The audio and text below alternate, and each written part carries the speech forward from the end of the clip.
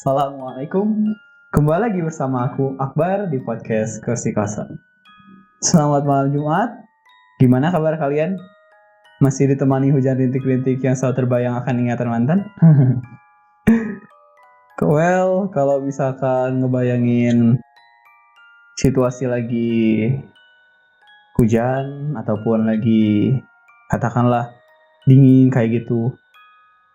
Konon katanya itu tuh hal suasana yang disukai oleh makhluk gaib. Nah, berhubung mengenai makhluk gaib, kan kita kalau misalkan tahu bahwa beberapa kasus bahwa makhluk gaib itu seringkali bertengger pada suatu benda. Nah, kita bakalan bahas itu di tema kita di episode kali ini, yaitu benda-benda gaib yang ditunggui oleh hantu. Tapi aku nggak sendiri di sini. Ada satu sahabat aku, dia tuh seorang content creator. Namanya itu Fahmi. Hai Fahmi. Halo, Dia tuh content creator di channel YouTube apa? Hatpuriete. Itu tuh kayak bisa tolong jelasin dulu atau perkenalan diri boleh? Ya, konten saya di YouTube itu tentang main game atau nge-reaction video-video lucu lah gitu. Jadi pure untuk main game aja, untuk happy-happy aja sih. Boleh banget tuh kalau misalkan buat pendengar yang mau dapat asupan video-video lucu, mungkin bisa langsung aja datang ke Tapi nggak ini ya, nggak terlalu lucu banget gitu. Jadi jangan beban kalau misalnya bilang lucu gitu. Jadi ya mungkin bisa dinilai oleh pendengar sekalian. Tapi orangnya lucu kok Fahmi. Jadi ya Jangan mungkin gitu. ini kita podcast horor loh. Oke, ngebahas soal benda-benda gaib. Berhubung aku sama Fahmi itu teman satu SMA gitu ya, satu kelas juga. Bicara soal benda-benda gaib, memang dulu tuh ada apa benda gaib yang ada di SMA kita, katanya gitu. Jadi di SMA kita tuh kayak semacam ada gamelan, di mana gamelannya itu katanya tuh ada penunggunya. Jadi konon katanya tuh nggak boleh dilangkahi. Nah, bahkan sering juga terjadi di depan ruang karawitan bahwa ada sosok wanita yang sering diam diri kalau misalkan udah menjelang malam hari. Itu kenapa alasannya bahwa SMA aku tuh nggak boleh gitu. Bukan nggak boleh juga sih, kayak sebisa mungkin janganlah ada acara menginap apalagi di daerah di ruangan karawitan itu. Buat Fahmi sendiri itu gimana mengenai konsep benda-benda gaib? Benda-benda yang dimana ditinggali oleh hantu.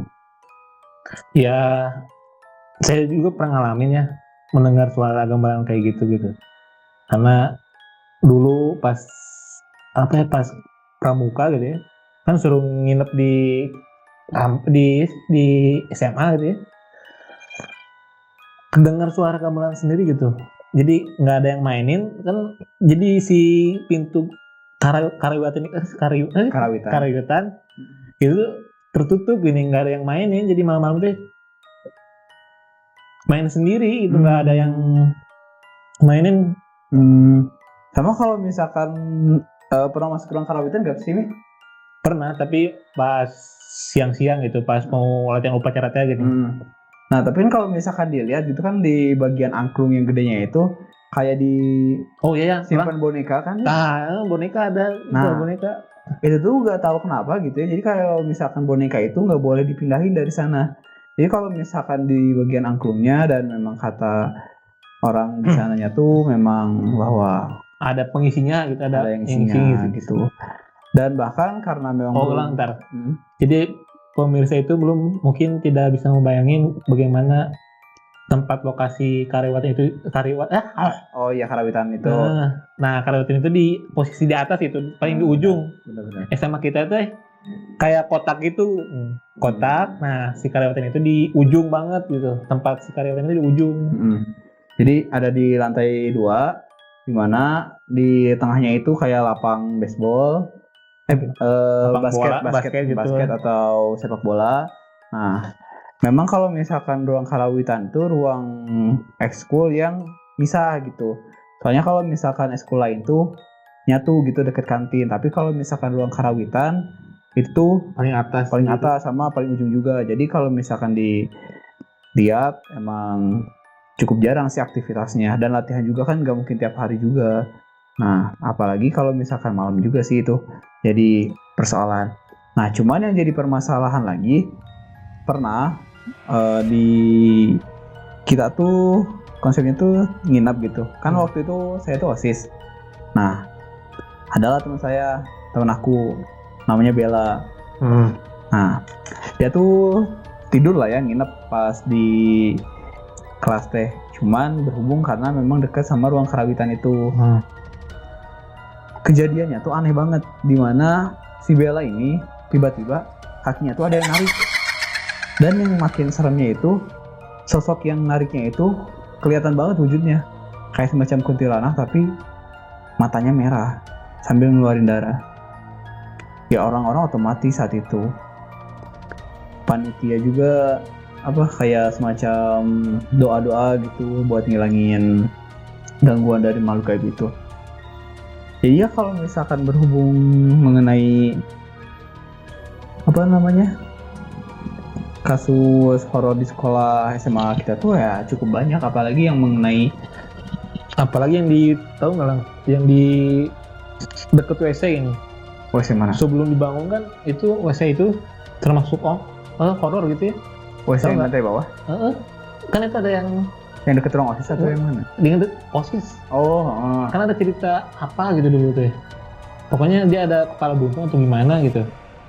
Kan dulu kan sebelum dibangun oh iya bener, hancur banget gitu ya. Nggak kayak sekarang gitu. Apalagi kalau misalkan jadi ada 3 WC kita tuh. Jadi WC yang atas dekat masjid, sama WC yang bawah yang di bawah ruang karawitan. Terus ada juga WC yang di dekat sama dekat tempat eskul sama OSIS gitu. Nah, itu tuh nyambung sama ruangan arboretum atau tempat banyak tanaman gitu. Nah, memang karena lokasinya itu jarang dijamah juga, dan memang banyak juga terjadi penampakan apalagi pas malam. Jadi ya itu jadi tempat-tempat horor sih salah satunya di WC itu. Cuman yang sampai sekarang yang jadi mitos ataupun legenda di kampus kita tuh bahwa kampus SMA kita tuh adanya gamelan itu yang konon katanya nggak boleh dilangkahi. Karena kayak ke semua gamelan sih, bukan ke semua gamelan, kayak ke semua benda-benda kesenian gitu ya, berbentuk kesenian, apalagi yang memiliki nilai corak budaya yang cukup kental, bahwa mau gimana pun bisa jadi kalau kayak semacam keris ataupun gamelan ataupun wayang atau pegunungan dan lain sebagainya tuh pasti ada aja gitu yang menempati. Terus masalah yang di karawitan itu sering terjadi kesurupan antara yang eskul Pawan apa sih namanya? Kan sering terjadi kesurupan itu, perempuan itu sering kesurupan pas mau latihan latihan upacara kan. Kalau misalnya kita upacara kan harus ke atas semua kan, sering terjadi kesurupan gitu. Sama kan berhubung aku juga kan anak karawitan gitu ya, dan emang aku tuh main janglong gitu, semacam gamelan juga. Nah kalau misalkan ngerasa gitu ya di ruang karawitan tuh sirkulasinya banyak banget jendelanya, tapi ruangannya tuh pengap banget, panas gitu. Iya meskipun kecil, tapi ya kalau misalkan ventilasi atau jendelanya banyak ya paling nggak suhu udaranya kayak suhu ruangan gitu normal. Tapi emang kayak pengap gitu, kayak kita tuh kayak lagi banyak orang aja gitu, meskipun di sana tuh katakan cuma 2 atau 3 orang gitu, tapi kayak lagi banyak orang aja di situ. Ya mungkin itu jadi salah satu misteri gitu, kenapa jadi bisa kayak gitu. Konon katanya kalau misalkan suhu udara tiba-tiba berubah ataupun tiba-tiba ada perbedaan suhu yang drastis dan tiba-tiba pengap, itu mungkin bisa jadi, ataupun tercium aroma-aroma bunga, itu menjadi salah satu faktor adanya makhluk gaib. Tapi gini Lang, masalah yang kesurupan itu kamu pernah ngerasain nggak tentang kesurupan itu sendiri gitu? Kalau Pernah ngerasain nggak sih kayak kesurupan gitu? kesurupan mungkin enggak sih. Tapi kayak apa? Kalau erup mungkin ya. Yang redup itu yang kayak itu ya, kayak bangun tapi arwah kita yang naik. Iya, katanya kayak gitu. Kayak misalkan kalau di luar negeri mah ngomongnya sleep paralysis gitu. Tapi saya pernah nggak tahu kesurupan atau enggak ya, ini ya. Pernah di kantor mama saya gitu ya. Mm. Saya ingin sesuatu gitu, ingin kayak apa gitu, ingin makan atau gimana gitu. Saya tiba-tiba kayak macan aja, serius ini nggak bohong aja. Macan? Serius nggak bohong, kayak ngamuk-ngamuk gitu. Oh gitu nih. Kok kayak gitu? Tuh nggak nggak tahu aku gue gitu ya, kayak nggak sadar gitu. Tapi dalam pikiran saya jadi QB gitu. Serius nggak bohong aja, true story di kantor mama saya. Tapi nggak di apa-apain gitu, kayak oh dibacain ini. Oh, Harusnya kayak udah kayak gini aja, kayak maung lah gitu kan, kayak kesurupan kan kebanyakan maung gitu kan. Tapi nggak di apa-apa sama mama, antepin we gitu, dibiarin gitu. Tapi udah ini mah udah we gitu. emang daerah kantor sana tuh emang angker atau gimana? Ya angker gitu di sesquad gitu ya, mau yang angker lah gitu, karena di bawahnya ada kuburan katanya. Oh, serem juga sih. Terus lanjut lagi dari masalah yang sesquad itu ya, ada juga cerita dari saya gitu. Itu masih SMP lah, saya datang, kan dulu mah masih SMP, saya masih diantar jemput sama mama gitu ya. Karena terlalu pagi untuk datang ke sekolah, saya lebih baik saya diam dulu di kantor mama saya gitu. Jam 5, jam 4 gitu. Nah, saya mah tidur gitu. Yang ngerasain mama saya. Mama saya masih bangun jam 4, jam 5 tuh. Nah, ada suara yang naik ke lantai 2. Ada yang naik gitu tanpa, pas dilihat sama mama saya gitu, nggak ada siapa ini. Wow. Siapa itu ini? Terus udah itu, aduh anjing merinding aing. Emang angker banget di tempat kantor mama saya gitu. Pas dilihat nggak ada gitu, ini siapa itu. Itu berulang-ulang gitu, terus naik turun. Wow. Terdengar suara itu terus gitu aja. Mama saya cuma bisa baca-baca aja gitu, nggak ngelakuin apa-apa. Nungguin orang lain datang lah. Mungkin terlalu subuh muridnya datang ke kantornya, belum ada siapa itu gitu. Jam 4 itu. Iseng banget setannya. Jam 4, jam 5 gitu.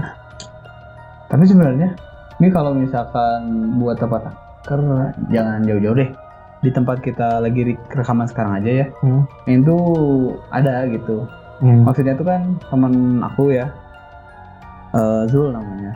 Nah, dia itu kan emang dulu tuh sering banget tidur di sini sebelum dia pulang kampung. Nah, kalau misalkan tidur di sini, itu tuh katanya ada aja gitu kayak dia tuh ditanya sama pamannya, kamu sering tidur di sekre kampus? Iya, kenapa emangnya? Terus dia jawab, soalnya bisa ngeliat gitu, dan juga tiap kamu tidur di sekre kampus itu ada satu anak kecil yang ngeliatin kamu tidur sambil meluk kakinya, jadi semacam jongkok gitu sambil kamu tidur. Ya otomatis lah dia juga jadi udah jarang lagi tidur di sini, dan emang udah jarang lagi tempatin. Dan kalau misalkan dilihat vibes-nya, kalau misalkan tempat ini tidur atau malam-malam, emang serem juga sih. Nah, lanjut lagi dari cerita Gilang yang masalah nginep ya.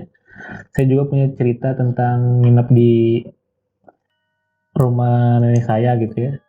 Nginep di rumah nenek saya juga lagi sakit gitu ya, lagi nggak enak badan atau gimana, apalagi ceritanya. Pokoknya saya nginep lah di nenek saya gitu.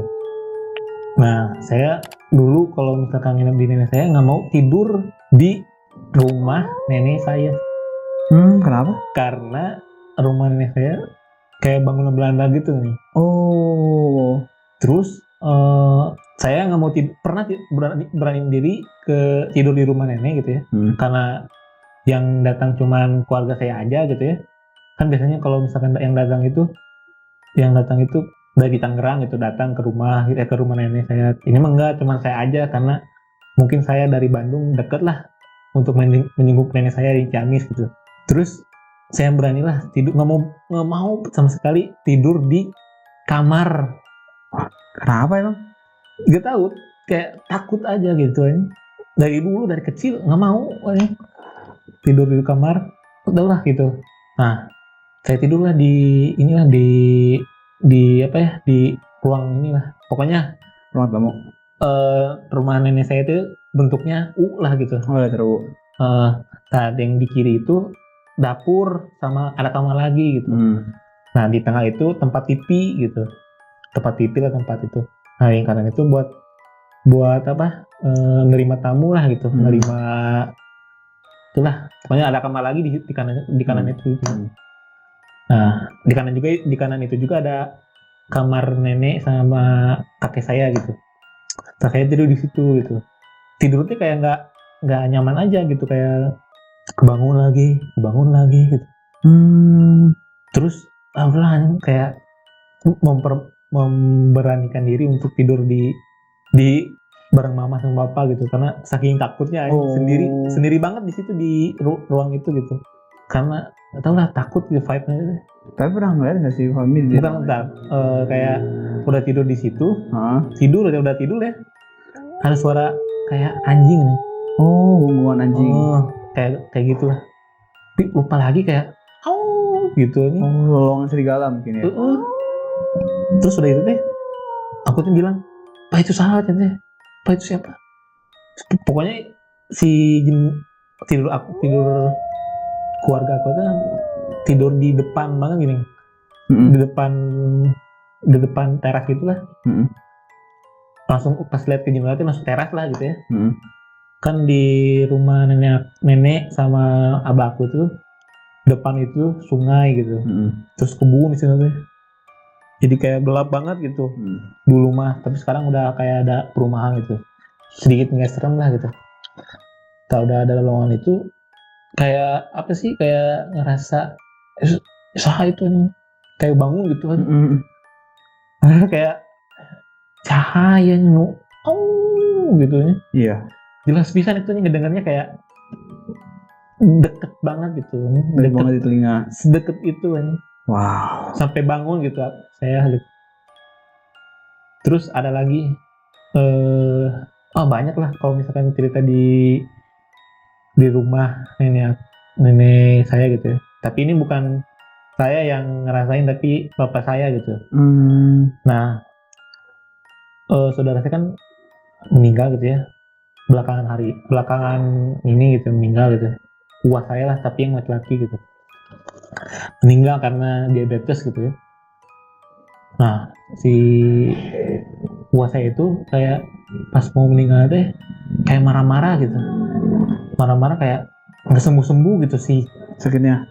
Diabetesnya kalau luka udah kayak nggak itulah, nggak sembuh-sembuh gitu, sampai marah di rumah sakit itu. Ya anjing, kenapa ini kayak nggak sembuh gitu, ini kakinya mau diamputasi si kakinya teh. Tapi nggak tahu kenapa kemudian Allah lebih sayang ke pas saya, langsung dipanggil lah gitu, kayak nggak tahu kenapa lah meninggal langsung gitu. Udah itu pas di kuburan kan biasanya kalau kata orang-orang itu arwah itu bakal diangkut itu 40 hari. Nah, pokoknya tuh pas ngelewatin rumah tua saya itu bau kemenyan banget itu di situ teh. Bapak saya yang bilang gitu, ih bau kemenyan saha nih.